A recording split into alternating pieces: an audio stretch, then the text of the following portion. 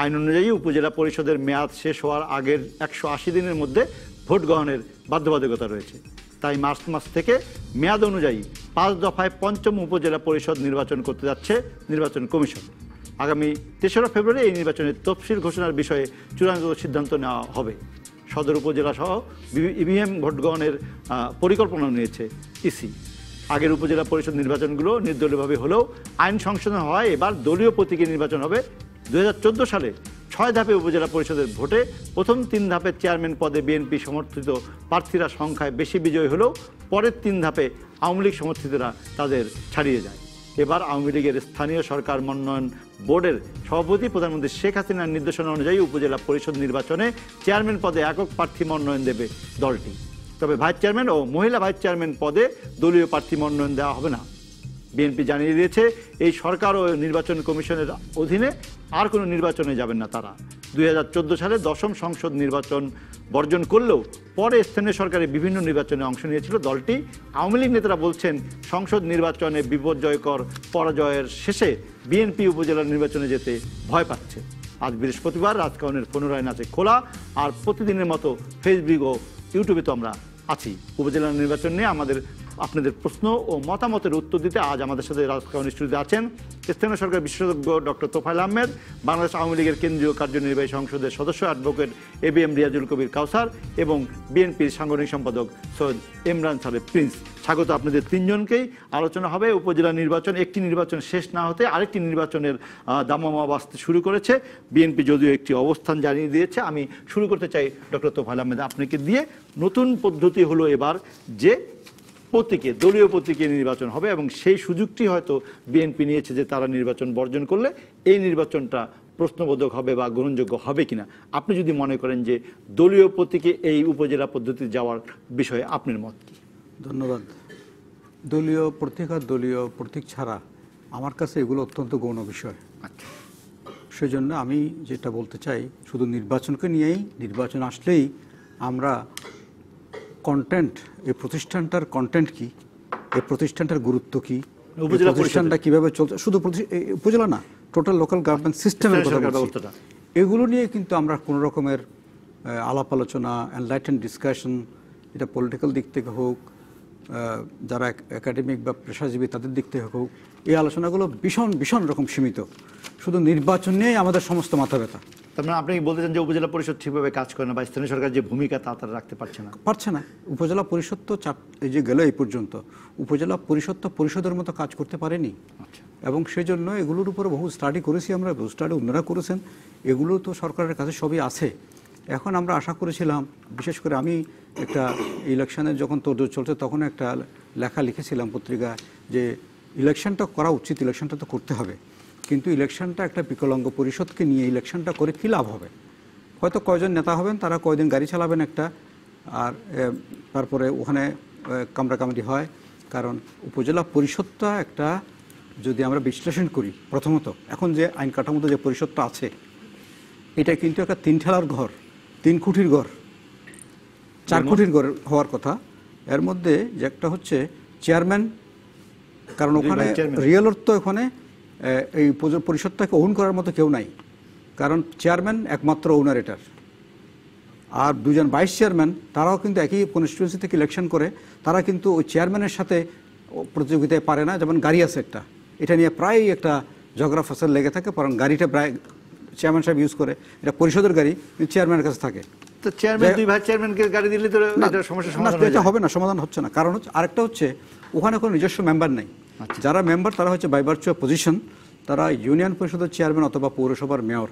পৌরসভার মেয়ররা বেশিরভাগ ক্ষেত্রে উপজেলা পরিষদে যান না, ইউনিয়ন পরিষদের চেয়ারম্যানরা যান। তারা যান শুধু ওখান থেকে একটা ভাগ নিয়ে আসার জন্য, পরিষদকে ডেভেলপ করে পরিষদের মাধ্যমে কাজ করার জন্য ওনারা যান না ওখানে। এবার আসেন এমপি সাহেব, এমপি সাহেবকে অ্যাডভাইজার করা, উপদেষ্টা করা হয়েছে। এখন প্রত্যেক সরকারি আদেশের মধ্যেই লেখা থাকে উপদেষ্টার পরামর্শ মতো কাজগুলো হবে। এখন যেহেতু উনি উপদেষ্টা হলেও ওনার যেহেতু ক্ষমতা বেশি, সম্পর্ক বেশি, কানেকশনস বেশি, এবং ইউএনও সাহেব উনি ওখানকার কি পার্সন, ইউএনও অ্যাজ অফিসিয়াল, ইউএনওর মাধ্যমে এমপি সাহেব যা ইচ্ছা তাই বাস্তবায়ন করে থাকেন। আমি যেটা বলতে চাচ্ছি এটা খুব সংক্ষেপে বললাম, এগুলোর উপর বিস্তারিত বিশ্লেষণ আছে। নির্বাচন নিয়ে কি বলবেন তাহলে? আমি নির্বাচন নিয়ে কোনো কথা বলবো না, কারণ হচ্ছে নির্বাচন, আমি কেন নির্বাচন করে পাগল হয়ে যাচ্ছি? পরিষদটা ঠিক না করে নির্বাচন করলে পরিষদকে কাজ করবে? কিন্তু মেয়াদ শেষ হয়ে যাচ্ছে, মেয়াদ শেষ হলে এটা কোনো বিষয় না। মেয়াদ শেষ হলে এরকম বহু নির্বাচনের দেশে মেয়াদ শেষ হয় নাই, এগুলো বহুদিন ধরে ঝুলেছিল। এখন এই সরকার লোকাল গভর্নমেন্ট নির্বাচনের ক্ষেত্রে হচ্ছে যদি মিনিস্ট্রি ডিসাইড করে যে নির্বাচনটা আমরা কমাস পরে করব, এটা করতে পারে। মানে আপনি তাহলে বলতে চাচ্ছেন যে নির্বাচন করার আগে উপজেলা পরিষদের কার্যকারিতা নিয়ে কাজ করা উচিত। এটার অনেকগুলো বিষয় আছে, এগুলো বহু জিনিস আছে, এগুলো আরও আমি একটু বাড়িয়ে বলবো জিনিসটা, একটু যেহেতু এই সুযোগটা কম হয়, একটু আপনি আছেন কথাগুলো বলি। যেমন আপনি দেখেন উপমহাদেশে পুরোটাই আমরা একটা সিস্টেমে গড়ে উঠেছিলাম। 1882 থেকে যে স্ট্যাটিউটরি লোকাল গভর্নমেন্ট শুরু হয়েছে, তার আগে লোকাল গভর্নমেন্ট ছিল। আমাদের সময়, আমাদের দেশে না, পৃথিবীর প্রায় দেশেই গভর্নমেন্ট বলতে এক সময় ছিল লোকাল গভর্নমেন্ট। এটা আস্তে আস্তে ন্যাশনাল হয়েছে, এটা সুপ্রা ন্যাশনাল হয়েছে, এটা সাম্রাজ্য হয়েছে। কিন্তু আবার এসে কিন্তু একটা পর্যায়ে এসে 19 শতাব্দী বা 18 শতাব্দী থেকে আবার দেখা গেছে না, ঠিক আছে বড় গভর্নমেন্ট থাকবে কিন্তু ছোট গভর্নমেন্টের প্রয়োজন আছে থাকবে। এইভাবে কিন্তু স্থানীয় সরকারটা গ্র্যাজুয়ালি কিন্তু 18 শতাব্দীর আগে থেকে এটা আবার নতুনভাবে হয়েছে। এখন এই শতাব্দীতে এসে এটা কিন্তু অনেকগুলো ডেমোক্রেটিক কান্ট্রিতে। আমি আপনার কাছে আবার ফিরবো উপজেলা পরিষদে, তার আগে আমি একটু রাজনীতির আলোচনাটা করতে চাই। এমএসএন প্রিন্স কেন বর্জন করলেন স্থানীয় সরকার নির্বাচন? তো বিএনপি এর আগে করেছে। ধন্যবাদ। সিটি কর্পোরেশন, উপজেলা করেছে। এই শোতে আমন্ত্রণ জানানোর জন্য এবং একই সাথে যারা এখানে আলোচক হিসেবে আছেন তাদেরকেও আমি স্বাগত শুভেচ্ছা জানাচ্ছি, দর্শক শ্রোতাদেরকেও শুভেচ্ছা জানাচ্ছি। হ্যাঁ, আপনি বলতেই পারেন যে এবার কেন বর্জন করলাম। আপনারা জানেন যে গত 30শে ডিসেম্বর বাংলাদেশের রাজনীতিতে একটা কালো অধ্যায় সূচিত হয়েছে। একাদশ সংসদ নির্বাচনের নামে যে নিষ্ঠুর প্রহসন করা হয়েছে, নির্বাচনের নামে ভোট ডাকাতি, ভোট জালিয়াতি, প্রশাসন যন্ত্রকে ব্যবহার করে আপনার আগের রাতেই ব্যালটে নৌকা মার্কায় সিল মিলে ব্যালট বাক্স ভরে বিএনপি নেতাকর্মীদেরকে এলাকা ত্যাগ করতে বাধ্য করে বিএনপির প্রার্থীদেরকে আপনার জখম করে আহত করে বিএনপি নেতাকর্মীদের নামে মিথ্যা গায়েবী মামলা দায়ের করে তাদেরকে এলাকা ত্যাগ করতে বাধ্য করে এবং দলীয় লোকদেরকে প্রিজাইডিং অফিসার, সহকারী প্রিজাইডিং অফিসার নিয়োগ করে সারা দিনব্যাপী ভোট জালিয়াতির যে মহোৎসব হয়েছে, সেরকম আরেকটি মহোৎসবে, ভোট জালিয়াতির মহোৎসবে বিএনপি অংশগ্রহণ করতে চায় না। এবং বিএনপি যে বলেছিল ভোট বিপ্লব হবে, আমরা অবশ্যই বলেছিলাম যদি অবাধ নিরপেক্ষ সুষ্ঠু নির্বাচন হতো তাহলে ভোট বিপ্লব হতো। নির্বাচনের দিন নয়, শুধু নির্বাচনের শিডিউল ঘোষণার পর, আগে তো ছিলই, শিডিউল ঘোষণার পর থেকে বিএনপির নেতা কর্মী সমর্থকদের উপর যে সুনামি বয়ে গেছে, যে নির্যাতনের সুনামি বয়ে গেছে, সেই কারণে মানুষ তো ভোট দিতেই যায় নাই। আপনার আমাদের এক একটা নির্বাচনী এলাকায় যদি 1500-1700 করে নেতা কর্মীদেরকে মিথ্যা মামলা দিয়ে এলাকা ছাড়া করা হয়, তো সেই এলাকায় সাধারণ মানুষ, ভোটাররা তো ভয়েই ভোট দিতে জানি। আপনি কোন জায়গায় ভোট হয়েছে, ভোটারের উপস্থিতি থেকে কোথায়? এটা তো গায়েবী ভোট, এটা তো গায়েবী ভোট হয়েছে। এবং এটা কি জিন দিল না পরি দিল আল্লাহ জানে। কারণ আমরা নির্বাচন, আমি যখন ভোট দিতে গিয়েছি, আমি ভোট দিতে পেরেছি সকাল 10:40 আমার গ্রামের ভোট কেন্দ্রে ভোট দিতে গিয়েছি। সেখানে তো ভোটার ওই রকম সময় তো ভোটার গম গম করার কথা। আমি যখন আমার বাড়ি থেকে হেঁটে আমার স্কুলে ভোট দিতে যাই, সেখানে আপনার রাস্তাঘাট তো জনশূন্য এবং সেই স্কুলের যে মাঠ সেটাও ভোটার শূন্য। ওই কেন্দ্রে কি বিএনপি নির্বাচনী এজেন্ট ভোটের ফলাফল সম্বলিত কাগজ কি সই করে এনেছে? না, আমরা তো দুপুর 2টার সময় আমরা ভোট ওটা বয়কট করেছি, বর্জন করেছি। এবং 2টা কেন, আপনার আমাদের অধিকাংশ কেন্দ্রে আমাদের সকাল 10টার মধ্যে আমাদের এজেন্টদেরকে বের করে দিয়েছে। অন্য এজেন্টদেরকে তো ঢুকতেই দেয়নি, মারপিট করে বের করে দিয়েছে। এমনকি মানে তাদের যে এজেন্টের কার্ড এটা ছিঁড়ে ফেলেছে। আইন শৃঙ্খলা রক্ষা বাহিনী তারা এটা কাজ করেছে। তো এরকম একটা যখন জ্বলন্ত প্রমাণ আমাদের সামনে আছে, তখন এরকম একটা নির্বাচন, প্রহসনের নির্বাচনে অংশগ্রহণ করার কোনো মানে হয় না। আরেকটি বিষয় আপনি বলেছেন, আপনি যথার্থই, যে গত উপজেলা নির্বাচনে আমরা অংশগ্রহণ করেছি, পৌরসভায়, ইউনিয়ন পরিষদ, সিটি কর্পোরেশনে। তাতে কি ফল হয়েছে? এখানে তোফায়েল ভাই একটা কথা বললেন, এটা তো যথার্থই। এইগুলি তো আওয়ামী লীগের দলীয় প্রতিষ্ঠানে পরিণত হয়েছে। আপনি জানেন যে 6টি, আপনি নিজেই বলেছেন কিছুক্ষণ আগে, যে সেই নির্বাচন, উপজেলা নির্বাচন 6টি ধাপে হয়েছিল। প্রথম ধাপ, দ্বিতীয় ধাপ, তৃতীয় ধাপে যখন বিএনপি এগিয়ে থাকলো, আমার কাছে একটি হিসাব আছে। প্রথম ধাপে নির্বাচন হয়েছিল 2014 সালের 19শে ফেব্রুয়ারি, 97টি উপজেলা পরিষদের নির্বাচন। সেখানে বিএনপি পেয়েছিল 40টি, আওয়ামী লীগ পেয়েছিল 34টি, জামাত পেয়েছিল 12টি, জাতীয় পার্টি পেয়েছিল 1টি, অন্যান্যরা পেয়েছিল আরও 7টি। যে এই যে আপনার পরিসংখ্যান দ্বিতীয় ধাপেও আপনার 27শে ফেব্রুয়ারি হলো, সেখানে বিএনপি 50, আওয়ামী লীগ 40। এবারে তো তেমন হতে আমি বলছি যখন দেখলো যে এরকম বিএনপি ধাপে ধাপে এগিয়ে যাচ্ছে, তখন তৃতীয় ধাপ থেকেই আপনার ষষ্ঠ ধাপ পর্যন্ত ভোট চুরি, কারচুপি, ব্যালট বাক্স ছিনতাই, ব্যালট পেপার ছিনতাই, প্রশাসন যন্ত্রকে ব্যবহার করা, মামলা দিয়ে বিএনপি নেতাকর্মীদেরকে হয়রানি করা, এলাকা ত্যাগ করা, আমাদের কর্মী সমর্থকদের ভোটার প্রচারে অংশগ্রহণ করতে না পারা, বিএনপি সমর্থক যেসব এলাকায় পাড়া মহল্লায় আছে তাদেরকে আগের রাত্রে গিয়ে মুখোশ পরে গিয়ে ভোট দিতে বারণ করে আসা, এবং হেন কোনো কাজ নেই যে তারা করেনি এই তৃতীয়, চতুর্থ, পঞ্চম, ষষ্ঠ ধাপে। তো তারা তো সেখান থেকে সব দিয়ে এসছে ভোট ছিনতাই করে, এটা পত্রপত্রিকায় এসেছে। আচ্ছা আমি আসছি তারপরে আমি বলবো, আমি আসছি, আমি একটু একটা পরিসংখ্যান দিই। তারপরেও এই যে মানে ওই নির্বাচনের পরের 3 বছরে কি হয়েছে, জনপ্রতিনিধির সাথে ইঁদুর বিড়াল খেলা, 371 জন জনপ্রতিনিধিকে বরখাস্ত করা হয়েছে। আগের অভিযোগ আমি তো একটা লাইন শেষ করে অসম্পূর্ণ থেকে বিএনপির 371 জন জনপ্রতিনিধিকে বরখাস্ত করা হয়েছে বিএনপি করার কারণে। তাদেরকে আপনার চেয়ারে বসতে দেওয়া হয়নি। আপনার আমাদের গাজীপুরের সিটি কর্পোরেশনের নির্বাচনে যিনি মেয়র নির্বাচিত হলেন, ওনাকে 3 বার বরখাস্ত করা হয়েছে। 28 মাস তাকে জেল খাটতে হয়েছে এই 5 বছরের মধ্যে। উনি এখন অসুস্থ, কাজই করতে দেন। আমরা কেন আবার আপনি জবাব দেন? আমেরিকার কেন্দ্রীয় কমিটির সদস্য, কেন্দ্রীয় নেতা এবং দায়িত্বপ্রাপ্ত একজন অন্যদের মধ্যে যে নির্বাচন কমিশনে যাতায়াত করেন, এই সিল মারা থেকে শুরু করে ভোটার বাক্স থেকে এই হাজারো অভিযোগের জবাব যদি আপনি দেন, সময় কতটুকু বলবেন আমি বলবো। দর্শকবৃন্দকে প্রথমে আমি ডক্টর তুফাইল সাহেব যে কথাগুলি বলেছেন এটার একটু কথা বলতে চাই। আমাদের ইতিমধ্যে 71 জাতীয় সংসদ নির্বাচন অনুষ্ঠিত হয়েছে, নতুন সংসদ গঠিত হয়েছে, মন্ত্রিসভা গঠিত হয়েছে, সংসদও ইতিমধ্যে অধিবেশনে বসেছে। আমি একটি কথা প্রথম বলতে চাই কি জানেন, আমাদের নির্বাচন কমিশনের একটি সাংবিধানিক বাধ্যবাধকতা আছে 2টা নির্বাচন করার, একটা হলো রাষ্ট্রপতি নির্বাচন, একটা হলো জাতীয় সংসদ নির্বাচন। দেখ এই 2টা তো হয়ে গেছে, এখন যেটা আমাদের সামনে স্থানীয় সরকার নির্বাচন, এটা কিন্তু স্থানীয় সরকার মন্ত্রণালয় নির্বাচন কমিশনকে অবহিত করেন যে এই সময়ের মধ্যে আমাদের নির্বাচনগুলি করা দরকার, এবং সেই অনুযায়ী নির্বাচন কমিশন শিডিউল ঘোষণা করেন। তোফায়েল স্যার যে কথাগুলি বলার চেষ্টা করেছেন, দেখেন এটা কিন্তু আপনি স্বীকার করবেন, আপনি বিচ্ছিন্নভাবে কিছু ঘটনা বলার চেষ্টা করেছেন। এখন কিন্তু আমাদের সিটি কর্পোরেশন এবং পৌরসভা বাদ দিলে জেলা পরিষদ, উপজেলা পরিষদ, ইউনিয়ন পরিষদ এখন কিন্তু সম্পূর্ণভাবে গঠিত হয় এবং এটা পরিচালিত হয়।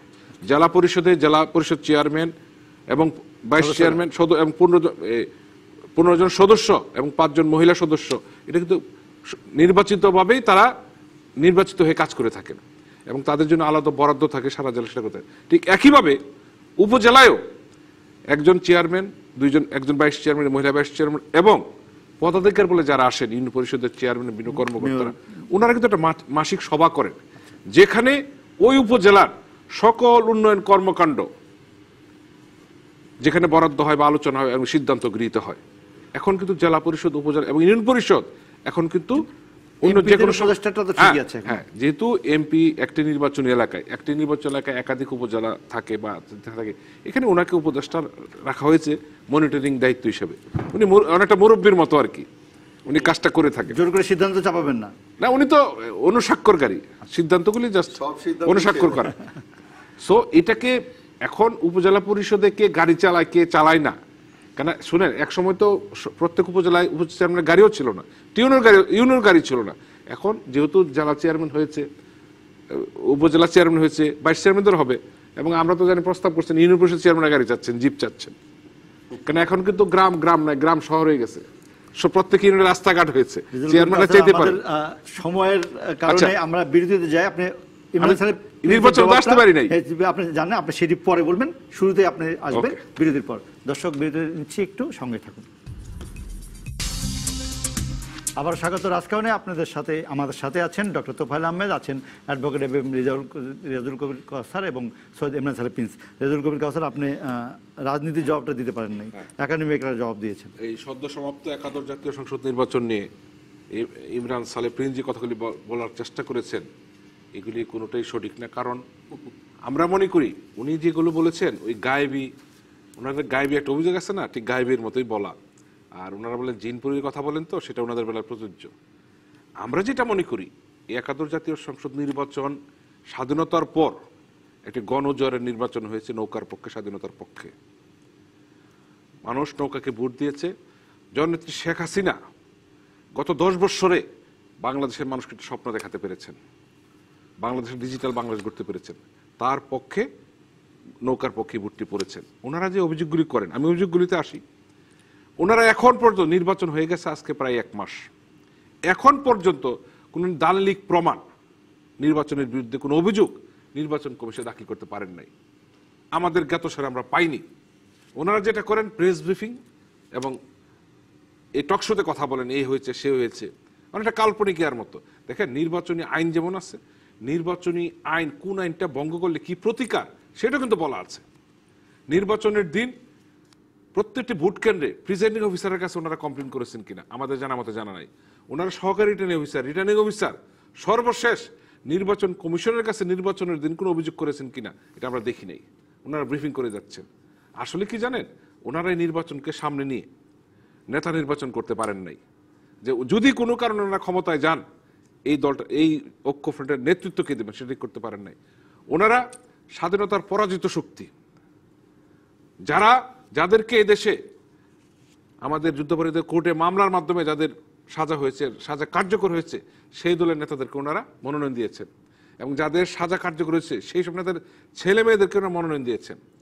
এই দেশের মানুষ স্বাধীনতার 48 বছর পর বিজয়ের মাসে স্বাধীনতার পরাজিত শক্তিকে ভোট দিতে চায় বের করে দেওয়া না। দেখেন এটা আমি বলবো কি, তারপর দেখেন ওনারা যেটি করেছেন একটা মনোনয়ন বাণিজ্য করেছেন ওনারা। আমি বলছি মনোনয়ন বাণিজ্য করেছেন। এটা করতে কি আমরা দেখেছি অনেক বিএনপির অনেক ত্যাগী নেতাকর্মী মনোনয়ন পান নাই, তারা মনোবল ভেঙে গেছে। আর যেভাবে তারা নির্বাচনটাকে বলেছিলেন এইভাবে করবেন সেভাবে করবেন, কয় তারিখ নির্বাচনে নামবেন সেটা পারেন নাই। ওনাদের রাজনৈতিক সক্ষমতার কারণে, সাংগঠনিক দুর্বলতার কারণে এবং এই মনোনয়ন নির্বাচনের কারণে ওনারা কিন্তু নির্বাচনটা ফেস করতে পারেন নাই। এই নির্বাচনে প্রায় 42,000 ভোট কেন্দ্রে প্রায় 2.25 লক্ষাধিক বুথ, এবং এই প্রতিটা বুথে কিন্তু একজন পুলিং এজেন্ট দরকার।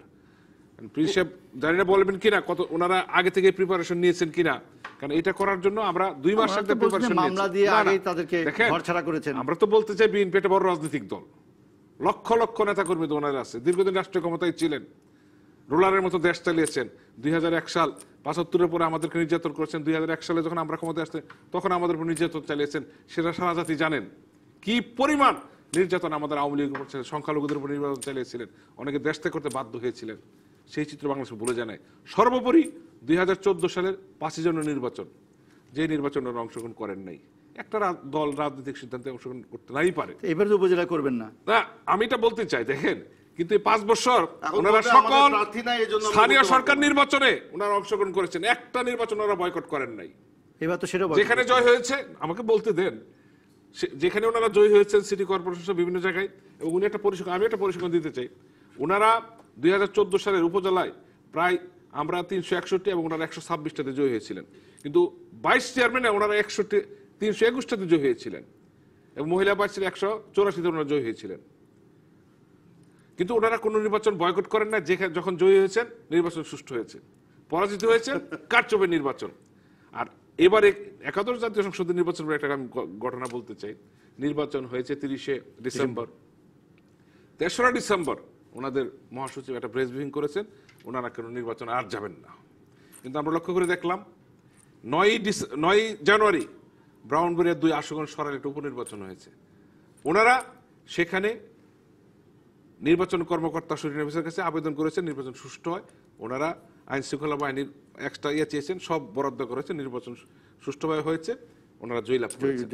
আমরা বলি কি রাজনৈতিক দলের সিদ্ধান্ত দেখতে দেন, আমরা মনে করি ওনারা রাজনীতি ঠিক রাখতে হলে স্থানীয় সরকার নির্বাচন যদি অংশগ্রহণ না করেন স্থানীয়ভাবে সংগঠন চালাতে পারবেন না। ঠিক আছে, আমরা রাজনৈতিক দল হিসেবে স্বীকার করতে চাই। যেহেতু দলীয় প্রতীকী নির্বাচন হচ্ছে, একটি বড় দল এবং বড় রাজনৈতিক জোট যদি সেই নির্বাচনে অংশ না করে, এই যে দলীয় প্রতীকের মাধ্যমে যে নির্বাচন, সেই নির্বাচনী ব্যবস্থার ব্যাপারে কোনো প্রশ্ন উঠবে কিনা? আপনারা তো সালে নির্বাচন ছাড়া আর কিছুই কথা বলছেন না, সেজন্য আমি চুপ করে আছি। আচ্ছা, কারণ হচ্ছে আমি নির্বাচন নো নির্বাচন এই সিস্টেমের কোনো পরিবর্তন হবে না। সেজন্য বলতে চাচ্ছি যে নির্বাচন না করলে কি হবে? না, নির্বাচন না করলেও কিছু আমার যা আছে তাই থাকবে। ইউএনও চালাবে। হ্যাঁ, না, গত কারণ হচ্ছে 10 আপনার বছরে এগুলো- হ্যাঁ, স্থানীয় সরকার নির্বাচন অনেকগুলি পরিবর্তন এসেছে পরিবর্তন কিছু এবং আমাদের আসেনি। সকল দলের যে মতামতের পরিবর্তনটা ভিত্তিতে সূচনা পরিবর্তন হয়েছিল আনা হয়েছে। অসম্ভব স্বাধীনতা- অসম্ভব ডক্টর তোফায়েল আহমেদ বলছেন যে শুনুন, পরিচালনার ক্ষেত্রে বা আমি একটু স্থানীয় বলি, সরকারের আমাকে ভূমিকা একটু রাখার বলতে ক্ষেত্রে দেন। 2009-এ যে নির্বাচনটা হলো সেই পরিবর্তনটা সূচিত হয়েছিল, সেই পরিবর্তনটা আর ধরে রাখা যায়নি। 2009-এ অনেক চড়াই উতরাই পেরিয়ে উপজেলা ইউনিয়ন পরিষদ এগুলো কিন্তু মোটামুটি একটা আইন কানুনের দিক থেকে অন্যান্য দিক স্থানীয় থেকে সরকারের এগুলো ভূমিকা আস্তে আছে। আস্তে এই আইন কানুন বিকাশ কিন্তু লাভ এখনো করছিল। বিদ্যমান। শুনেন, কিন্তু আইন কানুন বিদ্যমান থাকলেও আইন কানুনগুলো এখন রক্ষা করা হয় না, প্রতিপালন করা এটা হয় না। প্রতিপালন করা হয় না। কারণ হচ্ছে এখন অফিসারদের যে ক্ষমতায়ন এটা এমন পর্যায়ে চলে গেছে, জনপ্রতিনিধিরা এখন অসহায়। আপনার যতই বলুন নিচের উপরের দিকে থেকে এগুলো নিচের দিকে এসে একটা সাব ইন্সপেক্টরের কাছে একজন চেয়ারম্যান কিছুই না। এখন একজন sub inspector can decide the fate of election centre. এখন কথা হচ্ছে, এগুলো আমি এত কথা বলতে চাই না, আমি যেটা বলতে চাচ্ছিলাম, আমরা আশা করছিলাম এই সরকার না করলে রিফর্ম এগুলো কোনো সরকার আর করতে পারবে না। তার মানে আপনি নির্বাচনের আগে কারণ উপজেলা এগুলোকে- পরিষদ ব্যবস্থাটার একটা উপজেলা সংস্কার চান। পরিষদ না শুধু total স্থানীয় system- স্থানীয় সরকারের, যেমন ধরেন জেলা পরিষদ একভাবে গঠিত হয়, জেলা পরিষদের সাথে উপজেলা পরিষদের কোনো মিল নেই সাংগঠনিক কাঠামো।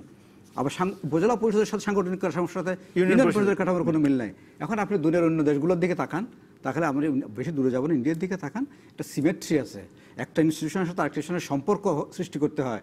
এইগুলো আমাদের এখানে হচ্ছে না। কারণ আমাদের মনে করেন যে ইউনিয়ন পরিষদের অ্যাক্ট 2009 আছে, এটার মধ্যে বলা নাই যে চেয়ারম্যান কোনো সময় উপজেলা পরিষদের চেয়ারম্যান হবেন, মেম্বার হবেন, এটা বলা নাই। এটা উপজেলা আইনে বলা আছে। তাহলে এই যে আইনগুলোর মধ্যে একটা- তাহলে আপনি একটি সংস্কার জেলা- চান বড় ধরনের। আমি চাচ্ছি যে এগুলো সবগুলো দিয়ে যেটা করা উচিত। আপনি যদি ভারতের ইতিহাসটা দেখেন, 59-এ ভারতে প্রথম একটা কমিটি হয়, বলবন্ত রায় মেহতা কমিটি। এই কমিটির রিকমেন্ডেশনে ওখানে পঞ্চায়েত সিস্টেমটা চালু হয়। কারণ ভারতের সংবিধানে কিন্তু পঞ্চায়েত ছিল না। ভারতের সংবিধানে, আমাদের সংবিধানে কিন্তু অনেক শক্তভাবে আছে এটা। আমি একটু তোফায়েল আহমেদ একটু একজন দর্শক একটা কথা বলতে চাচ্ছেন আপনাকে কোনো কিছু উদ্দেশ্য করে। দর্শক, আপনি আমাদের সাথে আছেন সংযোগে, আপনার নামটি বলে আপনি প্রস্তুতি করুন। আমার নাম মোস্তাফিজুর রহমান। জি বলুন রহমান সাহেব, হ্যালো বলুন। হ্যালো হ্যাঁ বলুন। আমার নাম মোস্তাফিজুর রহমান, আমি রংপুর থেকে বলছি। হ্যাঁ মুস্তাফিজুর রহমান বলুন। হ্যাঁ, রংপুর থেকে বলছি। হ্যাঁ বলুন। ঘটনা হচ্ছে, যেখানে ভোট হলে আওয়ামী লীগ সরকার জিতি আর বিএনপিদের উপর অন্যায় অত্যাচার, সেখানে তো ভোট না হলেই মনে হয় ভালো হতো, তাই নাকি? বোঝা যায় না, আপনি আবার বলেন কথাটি। মনে করো যে একাদশ জাতীয় নির্বাচন যখন হলো, এই নির্বাচনে কিন্তু বিএনপি নেতা কর্মীদের অবৈধভাবে হয়রানি এবং বেল জরিমানা ইমরান সাহেব আপনি সেটাই বলছেন, দেওয়া হলো না। সেটাই আপনি বলছেন। আপনার মাথা বদলে মাথা কেটে ফেলবেন, এই তো নাকি? ধন্যবাদ মাথা বদলে আপনাকে। ওষুধ খাবেন না। ইমরান সাহেব আপনি সেটাই বলছেন। আমি একটু তোফায়েল আহমেদের কাছে যেটা বলতে চাচ্ছি, তাহলে কি একটা সংস্কার আগে আমরা দরকার যেটা মনে করেন বলি আপনি? সংস্কারটা, এটা চট করে সংস্কার শব্দটা এখন বাংলাদেশে খুব আনপপুলার। আচ্ছা। একসময় বাংলাদেশে আকাশ বাতাস সবাই সংস্কার করতো, পশু পাখি সবাই তাদের ডাক বুলে গিয়ে সবাই সংস্কার করতো। ওইভাবে সংস্কারের একটা বদনাম হয়ে গেছে দেশে। সংস্কার মানে হচ্ছে আপনি কাজ করার জন্য কতগুলো জিনিস না করলে এটা কাজ হবে না। সেই জন্য বলছি যে ইতিহাসটা একটু দেখুন। ভারতে এদের সংবিধানে স্থানীয় সরকারের বিধান ছিল না। কারণ আম্বেদকর সাহেব যখন লেখেন, আম্বেদকর তো উনি ওই জনগোষ্ঠীর মানুষ, জনগোষ্ঠীর মানুষ। উনি বলছেন যে এখানে যদি আমি লোকাল গভর্নমেন্ট করি, পঞ্চায়েত করি, সব ব্রাহ্মণরা ক্ষমতা নিয়ে নেবে, উনিরা পছন্দ করতেন না। অপরদিকে গান্ধী মরিয়া হয়ে চাইতেন যে পঞ্চায়েত রাজ হোক। নেহেরু মাঝামাঝি একটা অবস্থায় গেছেন, কারণ গান্ধী তো আমাদের তো অনেক কমিশন হয়েছিল, স্থানীয় সরকার না, কমিশন আমাদের এগুলো এইভাবে কাজ হয় না।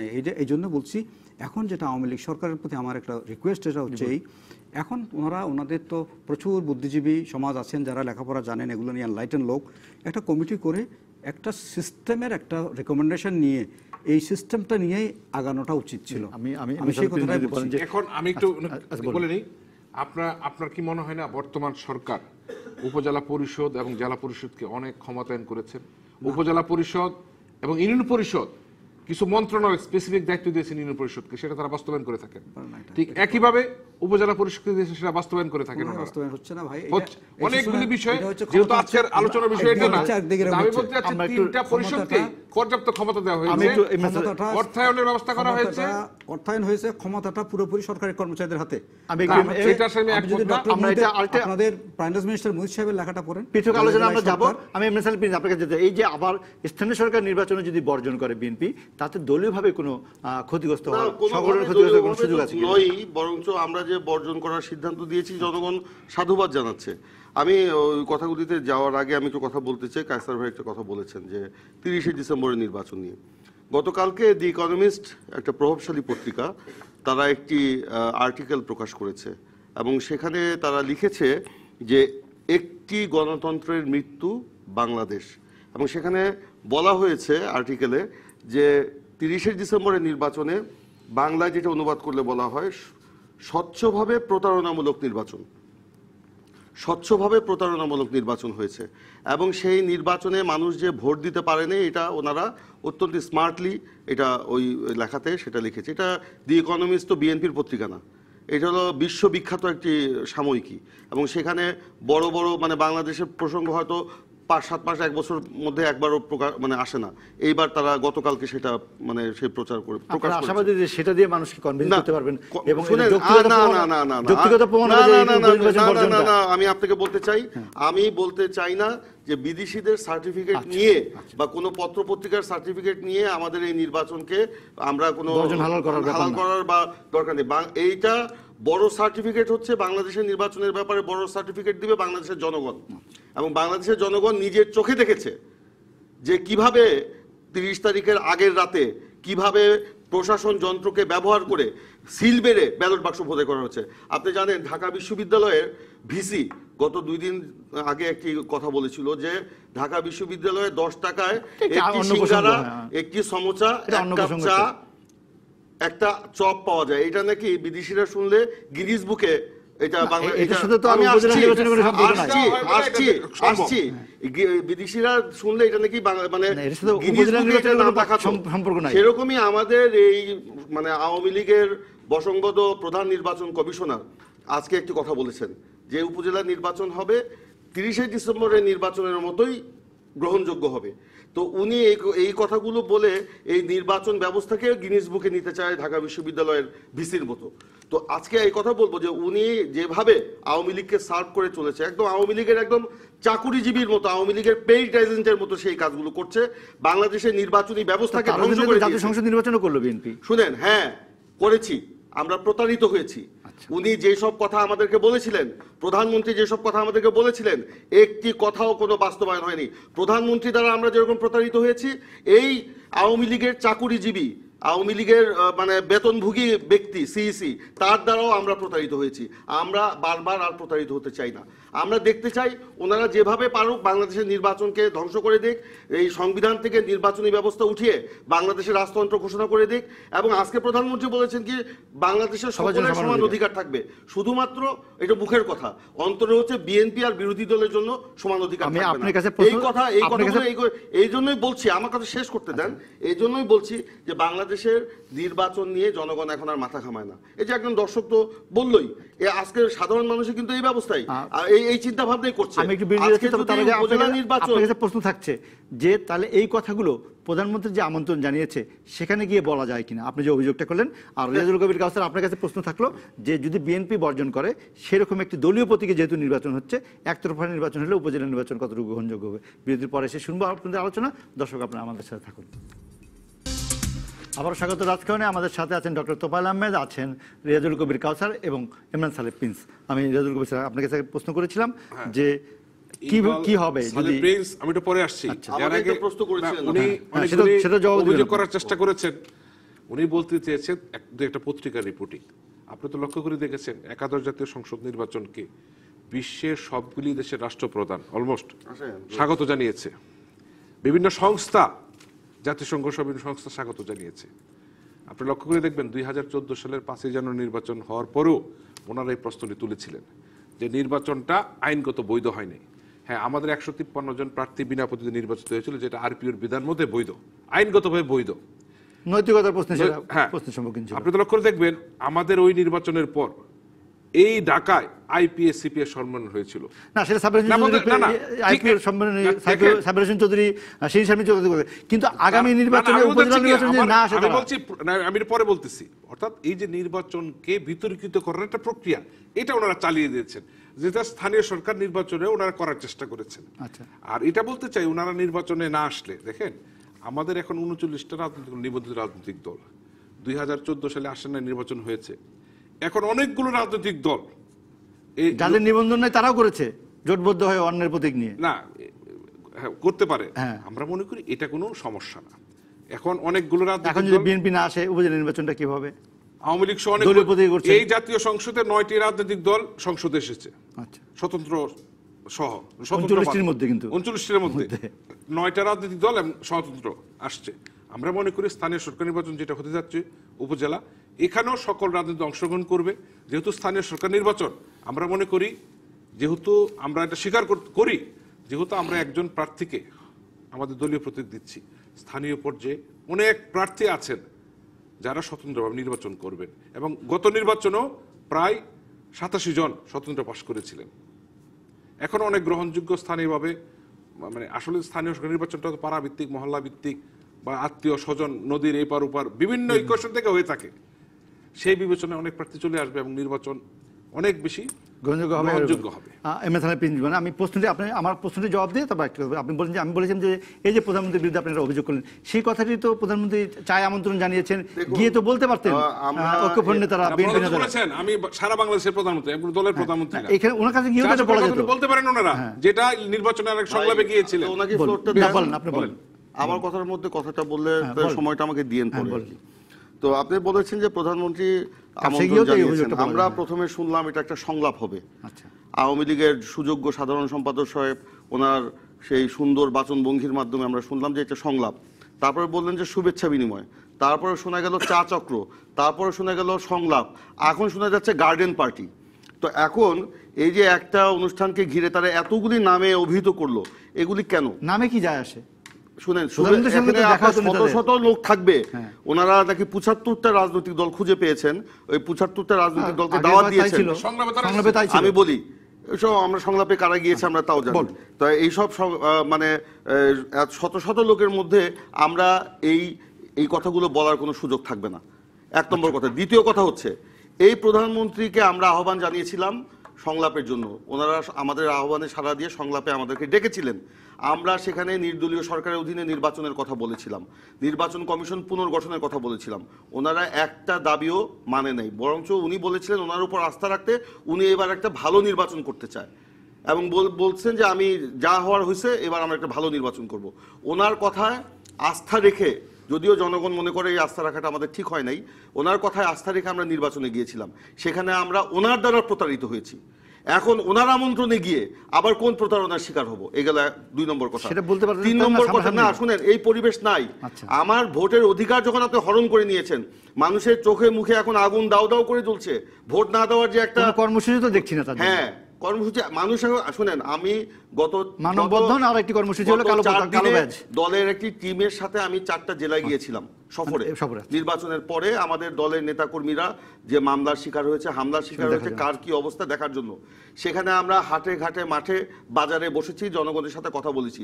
মানুষ মারা গেলে যেরকম শোকের ছায়া নেমে আসে মানুষের মধ্যে, আজকে সেরকম একটা শোকের ছায়া। ভোট দিতে তো পারেনি, একটা লোকও তো বললো না যে আমরা ভোট দিতে পেরেছি। আমরা আসার সময় রাতে নরসিংদীর শিবপুরে একটা রেস্টুরেন্টে খেতে ঢুকেছিলাম, ওখানে ম্যানেজার আমাদের কাছে এসে বলতেছে, ভাই আমরা কিন্তু ভোটটা দিতে পারিনি। সে তো বিএনপি করে না। আপনার শুনেন, আমি বলি, ভাই আমার কথা বলতে দেন, আপনি আপনার কথা শুনে বললেন, আপনি আমার কথা কেন আমার কথা তথ্য দিলেন আর কি, আপনি তো যা পরে দিবেন ওনার সময়। আপনার একজন নির্বাচন মানে উপদেষ্টা, মানে তত্ত্বাবধায়ক সরকারের সাবেক উপদেষ্টা সুলতানা কামাল, উনি একটা টক শোতে গিয়ে বলেছেন ওনার বাড়ির মানে আওয়ামী লীগ সমর্থক পরিবারের সদস্যরাও ভোট দিতে পারেনি, যা দেখছে ওনাদের ভোট দেওয়া হয়ে গেছে। উনি টক শোতে ওপেন বলেছেন যে এরকম তো আওয়ামী লীগের সমর্থকরা সেদিন ভোট দিতে পারেনি। আজকে আমি যে মাঠে নামবে না বিএনপি কর্মসূচি দিলে, শুনেন আমরা কর্মসূচি দিচ্ছি, আমরা তো আসছি। আপনারা শুনেন, আমাদের এখন কি কর্মসূচি, আমাদের নেতা কর্মী সমর্থক যারা আন্দোলনকে গড়ে তুলবে তাদের পাশে দাঁড়ানো। তারা মামলায় জর্জরিত, হামলায় জর্জরিত। আপনি দেখেছেন গতকালকে আপনার ডেইলি স্টার, প্রথম আলো সহ অন্যান্য পত্রিকায় সেই আপনার আদালতের ছবি দিচ্ছে। একটা মানে কৃষক, সাধারণ কৃষক, সে কোনো দল সমর্থন করে না, তার নামেও মিথ্যা মামলা দিয়েছে, সে আপনার এখানে মামলা আগাম জামিন নিতে এসছে। আপনি বলেছেন যে উনি বলেছেন যে আমি কয়েকটা পত্রিকার নাম বলেছি, উনি অনেক সংস্থা নাকি আপনার এই সরকারকে সাধুবাদ দিয়েছে। জাতিসংঘের মহাসচিব উনি আনুষ্ঠানিক প্রেস কনফারেন্সে একটা সাংবাদিকের প্রশ্নের উত্তরে উনি বলেছেন বাংলাদেশের নির্বাচন যথার্থ হয় নাই। মহাসচিবের মুখপাত্র মহাসচিব নিচে বলেছেন, আমার কাছে আপনি ইয়ে আছে, আপনি দেখতে পারেন আমার ভিডিওটা, আমি সরাসরি ইউএন এর ইয়ে থেকে আমি ইনস্টল করেছি, ডাউনলোড করেছি। সেখানে মহাসচিব বলেছেন বাংলাদেশের নির্বাচন যথার্থ হয় নাই। উনি আপনার আমেরিকার যে রাষ্ট্রপতি ডোনাল্ড ট্রাম্প, উনি যে চিঠি দিয়েছেন বলেছেন, সেই চিঠিটা আনুষ্ঠানিকভাবে পাইনি, আমি আমেরিকা থেকে আনিয়েছি। সবাই দেখেছে। শুনেন, আপনি কি কোনো সন্দেহ করেন যে ওই একটা চিঠিতে কোথাও অভিনন্দনের কথা লেখা নাই? আমি 3 বার পড়েছি চিঠিটা, এটাও আছে, আপনি দেখতে পারেন আমার কাছে। অভিনন্দনের কথা নেই, বরঞ্চ লেখা আছে যে এই নির্বাচন নিয়ে যে অনিয়ম হয়েছে, সেই অনিয়মের বিরুদ্ধে আন্তর্জাতিক মহল যেসব বিশ্বাসযোগ্য তদন্তের আহ্বান জানিয়েছে, সেই তদন্তটা বাংলাদেশের করা উচিত। আচ্ছা, আজকে এস্তোনিয়া অভিনন্দন জানিয়েছে, পোল্যান্ড অভিনন্দন জানিয়েছে, ভারত অভিনন্দন জানিয়েছে। বলছি, আমার কথা শেষ করেন, শেষ করতে। ভারত তো 2014 সালের নির্বাচনকেও আপনার সাপোর্ট করেছিল। সেই নির্বাচন কি বাংলাদেশের মানুষ মেনে নিয়েছিল? তো আজকে এই কথা বলে আপনার সবকিছু ঢাকা দেওয়া যাবে না। আসলে 30 তারিখের নির্বাচনে যে অনিয়ম হয়েছে, এটাকে আড়াল করার জন্যই আজকে এই গার্ডেন পার্টি, এই উপজেলা নির্বাচন, এই ডাকসু নির্বাচন, এই রাষ্ট্র নির্বাচন, এগুলো নিয়ে মানুষের চোখের সামনে যে দৃশ্য বলেন যে কি সংস্কারটা চান, এক বাক্যে যদি বলে শেষ করেন। সংস্কার চাই, এটা নিয়ে বহু লেখালেখি করছে, এখন এগুলো বলবো না, কারণ এগুলো লিসনার আমার এই প্যানেলের মধ্যে নাই। আচ্ছা, সুতরাং এখানে বলে আমার কোনো দরকার নেই। কথা হচ্ছে, আমি যেটা শেষ আবেদন জানাতে চাই, এটা বাংলাদেশ আওয়ামী লীগ, তাদের যে পলিসি মেকার আছে, তারা একটু জিনিসটা ভাবুন। ইলেকশন হয়ে যাচ্ছে, হয়ে যাবে, যা রেজাল্ট হওয়া তাও হবে, কিন্তু এই সিস্টেমটা নিয়ে একটু ভাবার দরকার আছে, একটু পুনর্মূল্যায়নের দরকার আছে। কারণ এই সিস্টেমটা তো সরকারি ব্যবস্থা, আমার যেহেতু প্রদেশ নাই, আমার সরকার, কেন্দ্রীয় সরকার নিচে কিন্তু এই ব্যবস্থাটাই থাকবে। এটা যাতে কার্যকর থাকে, এটা যাতে ডেমোক্রেটিক হয়, এটা যাতে পার্টিসিপেটরি হয়, এটা যদি লোকাল গভর্নমেন্টটাকে সঠিকভাবে সংগঠিত করা হয়, গ্রোথ কিন্তু 3% বেড়ে যাবে। আচ্ছা, গ্রোথের যা হচ্ছে তার 3% বাড়বে। সরকার সেই সুযোগ নেবে, সেই সুযোগটা মনে করি অন্য যে কোনো সমস্যা, কোনো অনির্বাচিত সবাইকে ধন্যবাদ। সরকার নির্বাচন সরকার করতে পারে না। জনগণের কাছে যেতে হবে। আমরা জনগণের কাছে বিদায় রাত 7 থেকে আগামী রোববার রাত 10টা পর্যন্ত সব খবরে খুঁজতে থাকবো রাজনীতি। তারপর রাত 10টা থেকে 12টা পর্যন্ত মিলাবো বিশ্লেষণের সঙ্গে, মিলিয়ে দেবো আমাদের বিশ্লেষণ। তৈরি হবে নতুন রাজকোণ, সঙ্গে থাকুন 24 ঘন্টায়।